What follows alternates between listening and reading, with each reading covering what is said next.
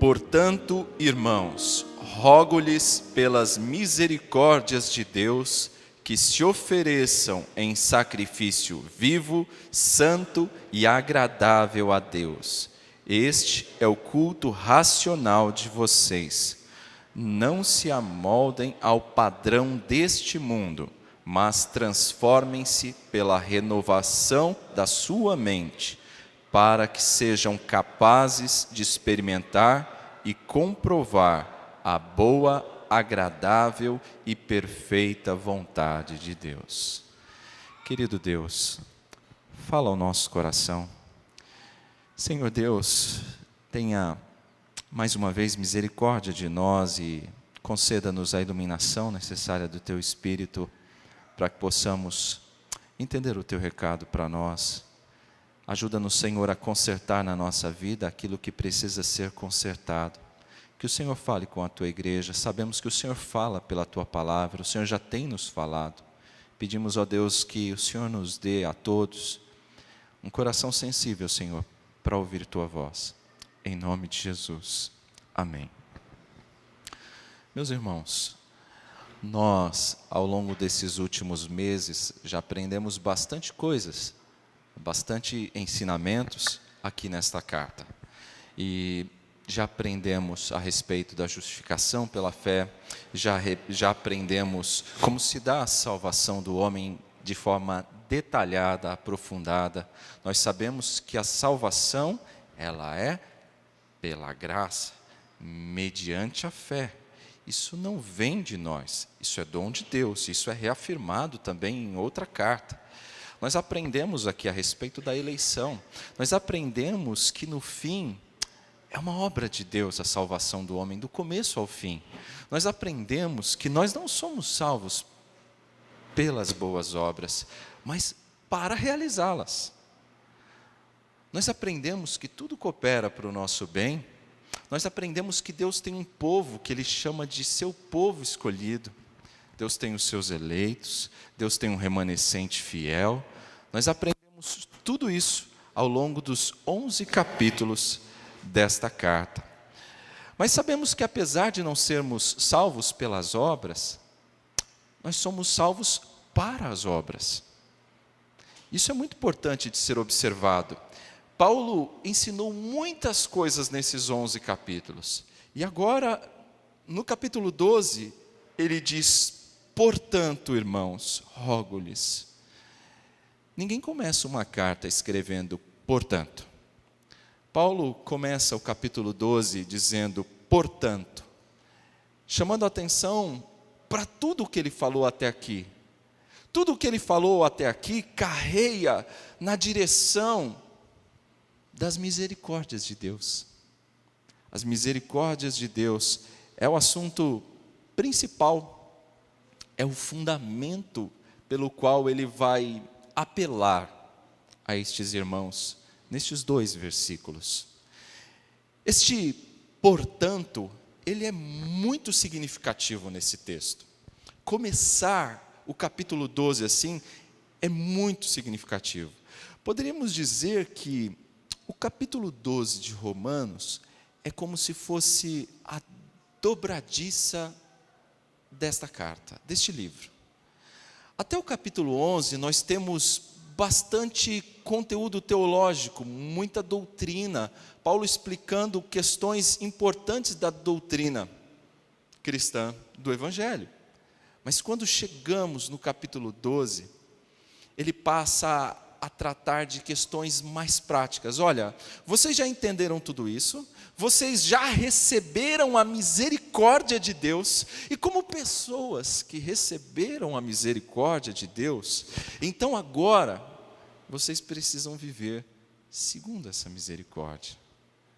É isso que Paulo quer chamar a nossa atenção, assim como chamou a atenção daqueles irmãos romanos. Ora, recebemos uma nova vida, recebemos uma nova mente, uma mente renovada, e isso precisa de ser evidenciado, isso precisa de ser comprovado no nosso dia a dia, em toda parte, não só aqui na igreja. Bem, A primeira coisa que eu quero destacar aqui nesse primeiro versículo, já nesta parte inicial do capítulo 12, é que Paulo começa fazendo um apelo urgente. E ele apresenta o fundamento desse apelo, são as misericórdias. Portanto, irmãos, rogo-lhes pelas misericórdias de Deus, que se ofereçam em sacrifício vivo, santo e agradável a Deus. Irmãos, eu rogo a vocês, segundo as misericórdias de Deus, fundamentado na misericórdia de Deus, que vocês se ofereçam como um sacrifício vivo a Deus. Ele está falando do nosso culto. Esse apelo é fundamentado nas misericórdias de Deus. Paulo falou bastante sobre isso nos 11 capítulos. Eles já entenderam bem. Eles entenderam que os pecados são perdoados pelo sacrifício expiatório de Cristo Jesus. Eles entenderam que Cristo faz com que todas as coisas cooperem para o nosso bem. Eles entenderam que Deus os chamou para serem povo. Aqueles irmãos romanos entenderam isso. Eles entenderam como Deus trata os gentios e como Deus trata Israel. Eles entenderam isso. Eles entenderam a misericórdia de Deus demonstrada no sacrifício de seu Filho. Agora, Paulo apela para eles. Qual sacrifício eles deveriam oferecer a Deus como prova de gratidão? Não é para conquistar nada. Paulo não está dizendo, ofereçam-se em sacrifício para que vocês conquistem mais bênçãos de Deus, para que Deus abençoe vocês mais ainda. Não, não é isso. Paulo está dizendo, olha, como manifestação de gratidão de vocês, como prova de gratidão, ofereçam-se como sacrifício vivo. Ofereça-se integralmente como sacrifício a Deus. Essa é o apelo, é o pedido. E aqui, neste primeiro versículo, quando ele fala de oferecer-se em sacrifício, ele está usando uma linguagem conhecida nossa. Ele está usando a linguagem do Antigo Testamento, figuras, símbolos do Antigo Testamento, principalmente como era o culto no Antigo Testamento. Era baseado em sacrifícios, sacrifício de animais, ofertas de cereais. Isso estava na essência do culto primitivo, do culto do Antigo Testamento. Antes de avançar, irmãos, nós precisamos lembrar o que significa sacrifício. O que significa sacrifício? Bom, quando nós ouvimos essa palavra, imediatamente nós pensamos em sacrifício como despender algo de grande valor. Eu ter que me desfazer ou perder ou gastar, me desprender de algo que tem um grande valor. Essa é a ideia embutida na palavra sacrifício. Mas há algo mais no significado dessa expressão, no sentido bíblico de sacrifício. O ponto crucial não é só que devemos perder algo, mas devemos expressar algo. Este expressar, este dar, este oferecer, biblicamente, é também um sacrifício.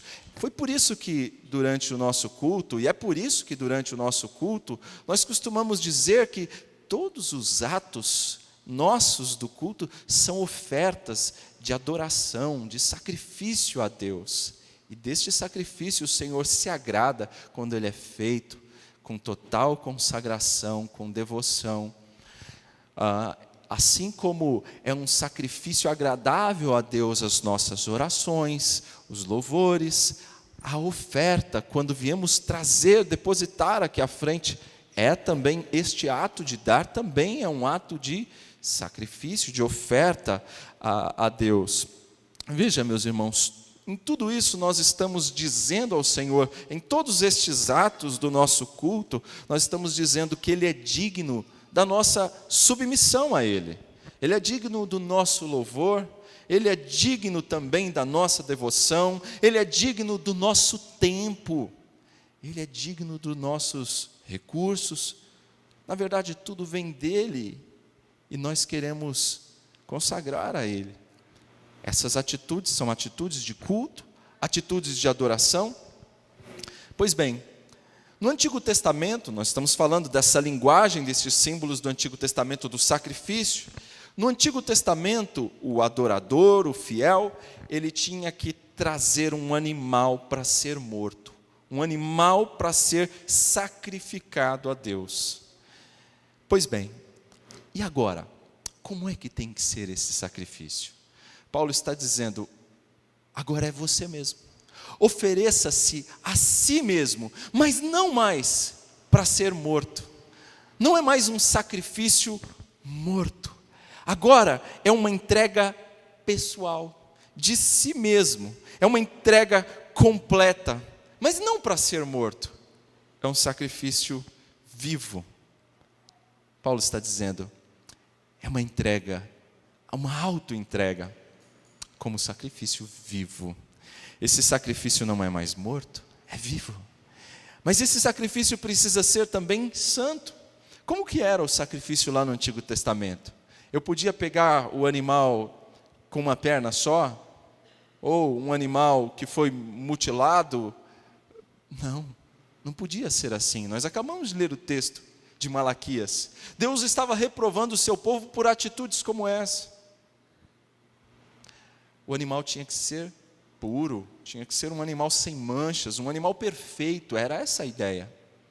E assim, como tem que ser a nossa vida como sacrifício vivo, que mais diz o texto? Santo. A nossa vida precisa ser uma vida santa. O sacrifício que Deus requer de nós é uma vida santa para Ele. Santidade. Esse assunto eu sei que vocês já ouviram tanto, e eu já adianto, irmãos, vocês não vão ouvir novidades aqui essa noite. E é até bom que assim seja. Vocês só vão ser relembrados do que a palavra de Deus ensina nessa passagem. Deus espera de nós, espera que nos consagremos integralmente a Ele, como um sacrifício vivo e santo. Muitas vezes, ao ler esse texto, alguns se perguntam, qual é a vontade de Deus? Eu quero experimentar a vontade de Deus. Paulo escreve aos Tessalonicenses, no capítulo 4, é a vossa santificação, é a vida santa, essa é a vontade de Deus. Josué diz que sem santificação ninguém verá o Senhor. A Bíblia fala, em toda ela fala constantemente sobre santidade. E Deus vem aqui dizer para nós que Ele nos quer inteiramente como um sacrifício vivo e santo. Um sacrifício que é agradável a Ele. Vejam só, meus irmãos, um sacrifício santo significa separado, puro, não contaminado. Quando nós falamos de entrega, entregar-se, dar-se ao Senhor, nós imediatamente nos lembramos de Cristo. O Senhor Jesus Cristo, num sentido último, Ele deu, não de si mesmo, mas Ele deu a si mesmo. Ele se deu por nós, Ele se doou por nós. E nós temos que nos oferecer como sacrifício vivo a Deus. Não igual a Cristo, porque Cristo se deu por nós para nos redimir. E ao nos oferecermos a Deus como sacrifício vivo, santo e agradável a Ele, nós não vamos redimir a nada, nem a ninguém. Mas nós vamos fazer isso como expressão de gratidão a Ele. Assim devemos nos oferecer para servi-lo. Quando nós nos damos em sacrifício a Deus, como um sacrifício vivo, nós estamos dizendo, tudo é teu, Senhor. A minha vida toda é tua. está nas tuas mãos. E esse sacrifício vivo, santo e agradável que somos nós e deve ser oferecido a Deus, ele não é para ser feito só em datas específicas. Algumas épocas do ano, não. Mas isso é para todo dia. Diariamente nós temos que nos oferecer como sacrifício vivo, santo e agradável a Deus. E isso dura a vida toda. Devemos nos oferecer, como fizemos já nesse culto, em atitude de humildade, em arrependimento, para que então a nossa vida seja recebida como um sacrifício agradável, com aroma suave diante do Senhor. Isso é difícil de falar, isso é fácil de falar, mas é difícil de viver, muito difícil. E quando nós costumamos agir com sinceridade, fazer uma avaliação da nossa vida, a gente percebe o quanto isso é difícil. Essa entrega total é difícil. Isso mostra por que o nosso crescimento espiritual é pequeno. Porque a gente não se entrega totalmente. Porque nós sempre deixamos algumas reservas. Nós queremos ter ali o controle de algumas partes da nossa vida. Não quero entregar isso. Isso deixa que eu administro. Eu faço bem, Senhor. Deixa comigo. Queremos manter algumas coisas com a gente mesmo. E aí, a gente não cresce o quanto deveria, o quanto Deus quer para a nossa vida. Irmãos, quando nós começamos a servir a Jesus Cristo, eu costumo dizer, e eu quero falar isso, principalmente aqueles que estão começando na fé, guarde isso e não se assuste. Quando nós começamos a servir a Jesus, nós estamos nos desfazendo da nossa vida. Aos olhos do mundo, nós estamos nos desfazendo da vida. Aos olhos do mundo, nós estamos desperdiçando a vida. Talvez você escute ainda hoje alguns familiares seus vindo falar isso para você. Mas rapaz, mas moça, você está desperdiçando tua vida lá na igreja, com essa história de religião, com essa história de Jesus. Você está jogando sua vida fora. É verdade. Aos olhos do mundo, nós estamos jogando a vida fora. Nossa vida precisa de ser assim, entregue, corpo e alma no serviço de Deus. E o Senhor Jesus disse isso, que aquele que quer ganhar a sua vida, ele vai perder. Mas aquele que a perder, por amor a Ele, a achará, a encontrará.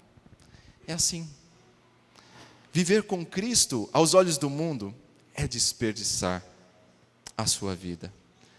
Mas se o Senhor nos convida a desperdiçarmos a nossa vida com Ele, entregá-la totalmente nas suas mãos, entregar-se como sacrifício vivo, entregar-se à adoração, e a adoração não pode ser da maneira que a gente quer, na proporção que a gente quer, mas do jeito que Ele quer. E Ele não quer uma entrega pela metade, Ele quer uma entrega total, como sacrifício vivo, santo e agradável. Vamos pensar um pouquinho sobre isso. Vamos aplicar para a gente. Vamos fazer uma aplicação já do que a gente já viu até aqui. O Senhor Jesus não quer nada menos do que o melhor de seus esforços. Ele não quer nada menos do que o melhor das suas energias. Ele não quer nada menos do que o melhor que você tem para consagrar a Ele. A consagração precisa de ser não só do corpo, é da mente, é de tudo que temos e somos, é total. Ele não quer nada menos que isso. Eu me recordo dos textos do Antigo Testamento, quando Deus falava ao povo hebreu: amarás o Senhor teu Deus de todo o teu coração, de todo o teu entendimento, de todo, não é em parte, é no todo. Só parte o Senhor não se agrada. Se a gente olhar bem nesses 2 versículos, se você analisar olhando para eles, você vai ver que 4 palavras se sobressaem nesse texto. 4 palavras se destacam aqui nesse texto. As 2 primeiras palavras, se você observar já no primeiro versículo, ele fala: ofereçam a si mesmo em sacrifício. Esse si mesmo, ele está falando de tudo, não é só o corpo físico. Talvez você tenha a versão Ara e ela fala de corpo, e talvez nesse ponto te faça pensar que é só do físico que ele está falando, mas não é. É do todo, é corpo, alma, é tudo. Entregar tudo ao Senhor, esse se entregar-se a si mesmo. Outra palavra que nos ajuda aqui também nesse texto é a palavra mente. Sua mente. Veja, meus irmãos, vamos analisar primeiro essas 2 palavras. Corpo, que é o a si mesmo, e a palavra mente. Cultuar a Deus exige mais do que o físico, mais do que o corpo, mais do que uma atitude externa, mais do que uma atitude visível, mais do que a aparência. Mas não é porque é mais do que isso deve ser desprezado. Nosso corpo, a nossa aparência, também deve servir ao Senhor. Não é só a alma, o corpo também, o físico também, e a mente. É uma atitude externa, mas também interna. E a atitude interna, ela é fruto, aliás, a atitude externa é fruto do que está no interno, está na mente, está no coração, é esse o resultado. É por isso que ele fala que para oferecer esse culto santo e agradável, é preciso uma transformação, uma renovação da mente. Porque uma mente renovada transforma um coração. E um coração transformado transforma um culto, transforma uma vida. Por isso é tão importante observar essas palavras. Não basta só a aparência. E também não basta só o que está no interior e não é visível. Os fariseus eram muito criticados por Jesus, porque eles só se preocupavam com o exterior, com a aparência, e não se preocupavam com o que se passava no coração deles. E Jesus os criticou, os repreendeu severamente por isso. Davi, num de seus salmos, vai dizer que Deus não se agrada de sacrifícios, Deus prefere a obediência, muito mais. Deus se agrada muito mais da obediência do que sacrifício. E veja, meus irmãos, nós não podemos excluir as obras, mas nós não podemos esquecer que tudo começa no coração. E um coração mudado, transformado, começa por uma mente renovada. Paulo está fundamentando aqui o seu apelo por um sacrifício vivo, santo, afirmando que isso passa por um culto racional. Um culto racional é um culto razoável, um culto lógico, um culto sensato. E um culto sensato, razoável e lógico é aquele que nós oferecemos a Deus no nosso trabalho. É aquele que nós oferecemos a Deus dentro de casa. É aquele que nós oferecemos a Deus quando nós estamos entre amigos. Ou seja, vai muito além daquele que nós oferecemos na igreja. sem excluí-lo, é claro, ele também é culto aqui. Mas vai muito além da igreja. Esse culto racional é um culto em todas as áreas, oferecido a Deus de mente e de coração. Pois bem, Paulo então diz que se ofereçam em sacrifício santo, vivo e agradável, este é o culto racional de vocês. Agora no verso 2 ele diz: não se amoldem ao padrão deste mundo, mas transformem-se pela renovação da sua mente, para que sejam capazes de experimentar e comprovar a boa, agradável e perfeita vontade de Deus. Eu quero chamar a atenção agora às outras duas palavras: transformem-se e renovação. Transformem-se e renovação. O verso 2 está chamando a nossa atenção, irmãos, para um perigo. Não tomem o molde, o formato, o padrão desse mundo. Paulo está nos chamando a atenção aqui, fazendo um alerta para um perigo muito grande. Muito cuidado com o mundo. Nós lemos aqui durante o nosso culto as palavras de João também na sua primeira carta. Muito cuidado com o amor ao mundo. Aquele que ama o mundo passará com o mundo. Aquele que ama a Deus viverá eternamente, diz João. Meus irmãos, as tentações que o mundo oferece são as mais diversas. São muitas. Nós temos tentações que nos assaltam de fora, mas também temos aquelas que vêm de dentro, vêm da mente. É por isso que Paulo fala que há necessidade de uma renovação da mente, uma renovação na vida do cristão. Ela começa pela mente e ela vai progredindo para toda a vida. O mundo, irmãos, tem uma forma. O mundo tem um formato. O mundo tem um padrão. E Paulo está dizendo para nós: não entrem nesse padrão. Não pisem nessa forma. Não tomem esse formato. E qual é o formato desse mundo? A Bíblia nos diz que o mundo jaz no maligno. Sabemos que esse mundo que Paulo está falando aqui não é um mundo físico. Esse mundo que Paulo está falando aqui é um mundo sistema de valores. É um mundo cujo sistema é encabeçado por Satanás e milita contra tudo aquilo que é sagrado, contra tudo aquilo que diz respeito às coisas de Deus. É um mundo realmente encabeçado por Satanás.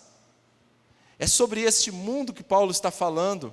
Olha, este mundo que nós vivemos hoje, esse sistema de valores que governa o nosso mundo, ele está ao avesso. Aquilo que antes era errado, hoje é aplaudido. Aquilo que antes era escondido, hoje é mostrado às claras, sem qualquer pudor. A família tem sido bombardeada. A juventude tem sido destruída. Esse é o mundo. É um mundo imoral. É um mundo que tem dissolvido todos os valores da família. Totalmente contrário a Deus. É um mundo que aplaude o que é errado. É um mundo que aprova o que é vergonhoso. É um mundo que o absoluto não tem absolutos. Tudo é relativo. Depende da sua visão. Paulo está dizendo: não toma a forma desse mundo. Era assim também o mundo da sua época. Era esse o mundo que fervilhava na época. E Paulo está dizendo aos irmãos de Roma: meus irmãos, não tomem a forma, não tomem o padrão desse mundo. Ele é mau, não glorifica a Deus, o desagrada. Mas ao contrário disso, transformem-se pela renovação da vossa mente. Meus irmãos, se o mundo controlar a nossa maneira de pensar, nós somos conformados. Conformados com o mundo. Mas se ao contrário disso, irmãos, Deus controla a nossa maneira de pensar, nós podemos dizer que somos transformados. Quando o nosso corpo é consagrado, a nossa mente é transformada. E quando a nossa mente é transformada, o nosso culto é racional. E quando o nosso culto é racional, nós experimentamos a boa, agradável e perfeita vontade de Deus. É assim. É uma concatenação, como um processo. Paulo está chamando a atenção aos irmãos de Roma, aos irmãos romanos, a não assumirem posturas mundanas, muito comuns às suas épocas, à sua época. E chama a nossa atenção hoje também. Meus irmãos, muito cuidado com a sua postura. E quando eu falo da sua postura, eu falo do todo.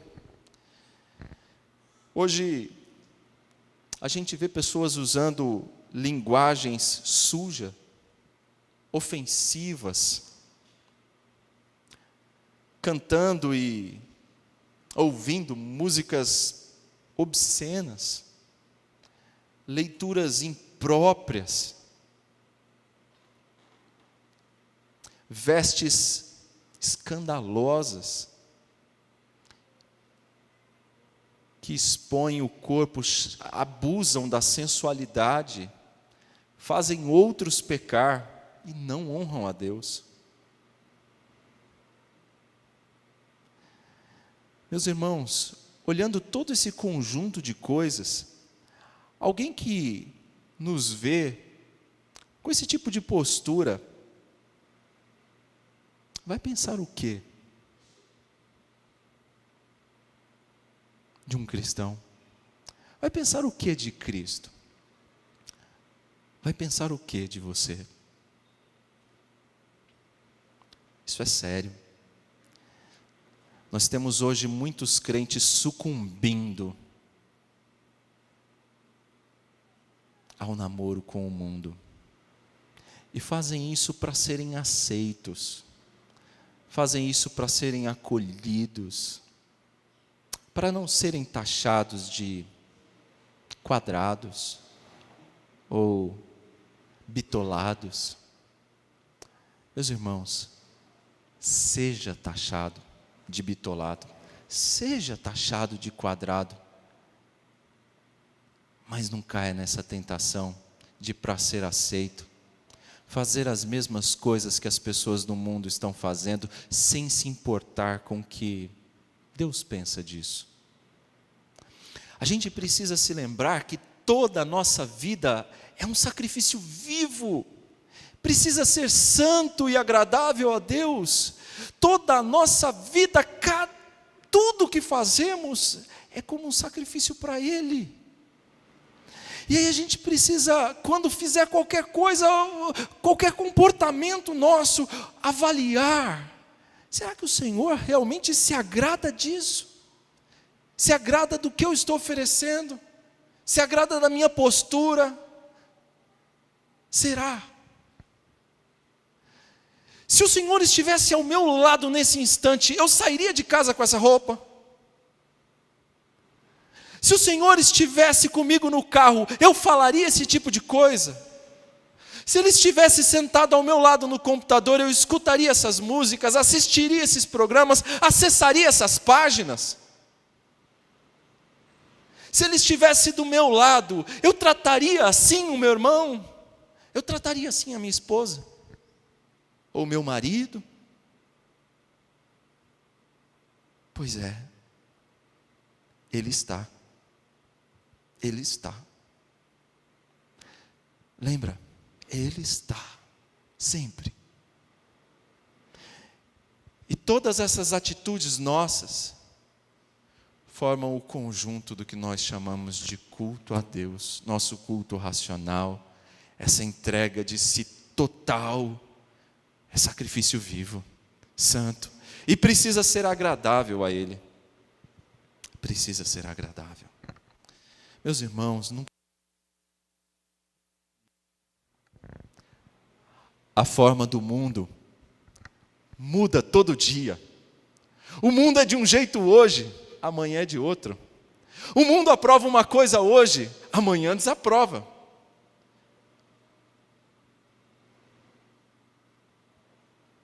É assim. Não anda segundo o mundo, porque o mundo, diz João, o mundo e a sua cobiça passam. Mas aquele que faz a vontade de Deus permanece para sempre. Vamos ilustrar isso para ficar um pouco mais claro para a gente. A pessoa que toma a forma do mundo, meus irmãos, ela é semelhante a alguém que está caminhando há horas no deserto. E depois de horas no deserto, morrendo de sede, com os lábios já ressecados e estourando já de tanta sede, esse alguém avista fontes de água, borbulhando, árvores frondosas, frutíferas ao lado. E aí então esse alguém morrendo de sede recupera forças e num empenho, num esforço máximo, corre em direção.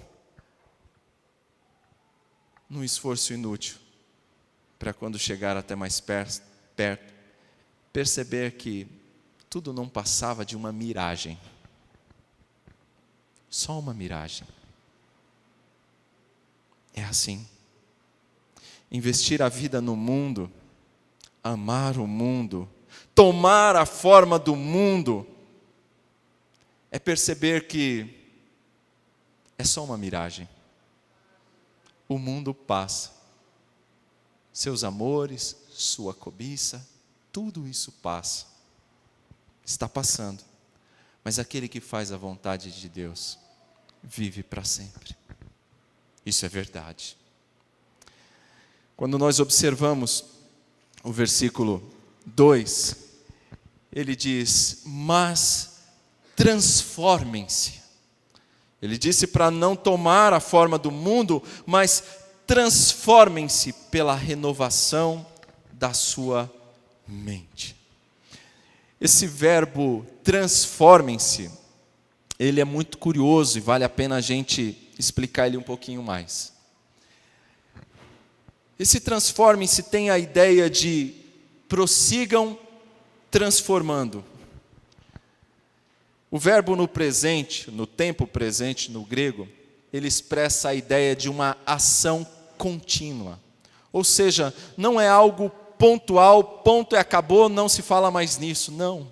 É algo que acontece e que continua acontecendo. É uma ação contínua, não é uma ação estanque. O verbo, ele tem também no grego um tipo de voz. E a voz desse verbo é uma voz passiva.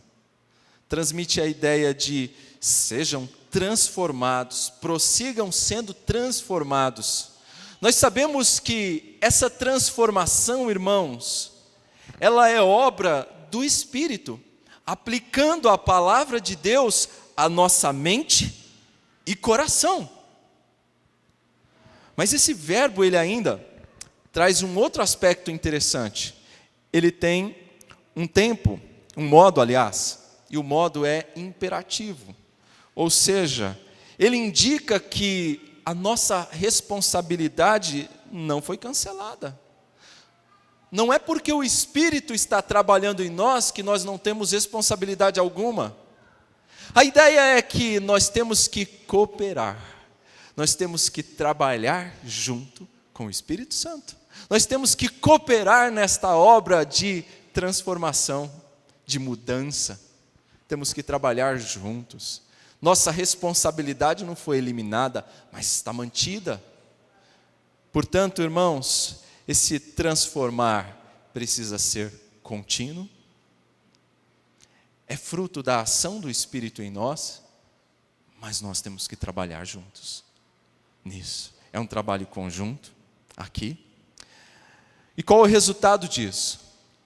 Uma mente renovada e que vai experimentar a boa, agradável e perfeita vontade de Deus. E como é que eu vou experimentar tudo isso? Como é que eu vou conhecer tudo isso? Indo à escola das Escrituras. Eu preciso buscar constantemente nas Escrituras a orientação de Deus, a vontade de Deus, que é boa, é agradável, é perfeita. É dela que eu me alimento, nas Escrituras. Eu não posso ter preguiça disso. Eu preciso me alimentar das Escrituras. Daí nós tiramos uma aplicação para a nossa vida. Você quer experimentar a vontade de Deus? Leia mais as Escrituras. Consagre mais tua vida. Santifique-se mais para experimentar a boa, agradável e perfeita vontade de Deus. Não tem outro caminho. Não adianta me dizer, pastor, eu leio pouco a Bíblia porque eu não tenho tempo. Eu trabalho muito. É desculpa. É desculpa. Para ler as Escrituras, é desculpa, irmãos. Eu tenho certeza que no dia do juízo, Facebook, WhatsApp, essa de televisão, como é que é? Netflix, muito bem lembrado, Samir. Netflix. Tudo isso vai ser uma ferramenta de juízo para mostrar quanto tempo nós tínhamos. Quanto tempo. Tem crente que não tem tempo de ler as Escrituras, mas não perde uma série. Já assistiu 350 capítulos da série tal, conhece de ponta a ponta, mas não leu um livro da Bíblia inteiro. Você vai conhecer a boa vontade de Deus no dia do juízo. Pois é, meus irmãos, uma mente renovada experimenta a vontade de Deus. Muitas pessoas querem conhecer a vontade de Deus, mas estão pouco interessados em oferecerem-se como sacrifício vivo, santo e agradável a Ele. Estão pouco interessados em examinar as Escrituras, porque elas testificam a respeito de Cristo. Elas testificam a respeito de sua vontade para nós. Elas falam sobre tudo isso. Mas são poucas as pessoas que estão dispostas a ter a mente transformada pela palavra. Meus irmãos, eu quero encerrar trazendo algumas poucas aplicações para nós mais. Esteja atento aos riscos de se conformar com o mundo. Faça uma avaliação mais precisa da sua vida. Veja se você não está assumindo a forma do mundo, está pisando nessa forma. As ofertas são muitas. Verifique a sua maneira de enxergar as coisas. Se não tem sido flexibilizada junto com o mundo. Se tem sido, limpe as lentes com a palavra de Deus. Limpe as lentes da sua visão de mundo e das coisas com a palavra de Deus. Ela é o melhor óculos para nós. E ofereça a sua vida a Cristo. Seja um crente por inteiro. Seja o mesmo crente aqui, lá no trabalho, em casa e onde mais você estiver. Seja um crente integral. Não seja como camaleão. Lembra do camaleão? Figurinha interessante, não é? Ele se adapta ao ambiente, fica na cor do ambiente. Não seja crente aqui e próximo dos ímpios como eles. Não tome a forma do mundo, porque o mundo passa. Considere a sua vida diante de Deus, que seu cristianismo seja integral em todas as partes, em todos os lugares. Considere a vontade de Deus para a sua família, nos seus estudos, no seu lazer e em tudo mais que for realizar. E lembre-se, viver para Cristo é assim mesmo. É perder a vida para ganhá-la depois. Falamos bastante de culto nessa noite. Como é que tem sido o seu culto ao Senhor? Tem sido algo mecânico, maçante, cansativo para você, como era para o povo na época de Malaquias? Ou o culto a Deus para você é algo que alegra o seu coração, que te dá prazer de servir ao Senhor, de reconhecer e adorar aquele que derrama tantas bênçãos sobre a tua vida? É uma oferta de gratidão, uma resposta de gratidão a Ele. Como é que tem sido teu culto? Mas lembre-se, esse culto não se resume só a essa hora que nós passamos aqui. Ele vai muito além disso. Lembre-se que nós falamos aqui, ele envolve toda a nossa vida e todos os nossos dias. Mas avalie, qual tipo de culto tem oferecido a Deus? Para progredir neste culto, nessa vida espiritual, nós precisamos de uma mente renovada. Uma mente renovada passa por uma mente cativa à palavra de Deus. Como Paulo suplica aos irmãos romanos, eu hoje suplico aos irmãos: ofereçam-se como sacrifícios vivos, santo e agradável a Deus, que é o vosso culto racional, uma entrega completa.